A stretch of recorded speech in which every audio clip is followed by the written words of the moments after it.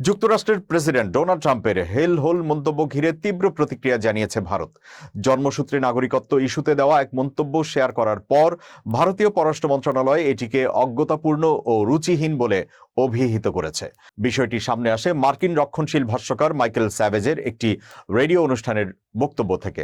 সেখানে তিনি বলেন, যুক্তরাষ্ট্রে জন্ম নেওয়া একটি শিশু স্বয়ংক্রিয়ভাবে নাগরিকত্ব পায় এবং পরে চীন বা ভারতের মতো নরক দেশ থেকে পুরো পরিবার সেখানে চলে আসে। ট্রাম্প পরে তার সোশ্যাল মিডিয়া প্ল্যাটফর্মে সেই বক্তব্যের ট্রান্সক্রিপ্ট শেয়ার করেন। এই মন্তব্যকে কেন্দ্র করে নয়াদিল্লি কঠোর অবস্থান নেয়। ভারতের পররাষ্ট্র মন্ত্রণালয়ের মুখপাত্র রণধীর জয়সওয়াল বলেন, এসব মন্তব্য স্পষ্টতই অজ্ঞতাপূর্ণ, অপ্রাসঙ্গিক এবং খারাপ রুচির পরিচায়ক। তিনি আরো বলেন, এগুলো ভারত যুক্তরাষ্ট্র সম্পর্কের বাস্তব প্রতিফলন নয়, যা দীর্ঘদিন ধরে পারস্পরিক শ্রদ্ধা ও অভিন্ন স্বার্থের ভিত্তিতে গড়ে উঠেছে। এদিকে ভারতের বিরোধী দল কংগ্রেসও মন্তব্যটির তীব্র সমালোচনা করে একে অত্যন্ত অপমানজনক ও ভারত বিরোধী বলে আখ্যা দিয়েছে।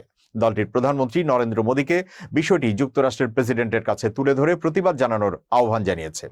অন্যদিকে নয়াদিল্লিতে অবস্থিত মার্কিন দূতাবাস এক বিবৃতিতে জানিয়েছে, প্রেসিডেন্ট ট্রাম্প ভারতের প্রতি ইতিবাচক মনোভাব পোষণ করেন এবং দেশটিকে একটি গুরুত্বপূর্ণ বন্ধু হিসেবে দেখেন বলে মন্তব্য করেছেন।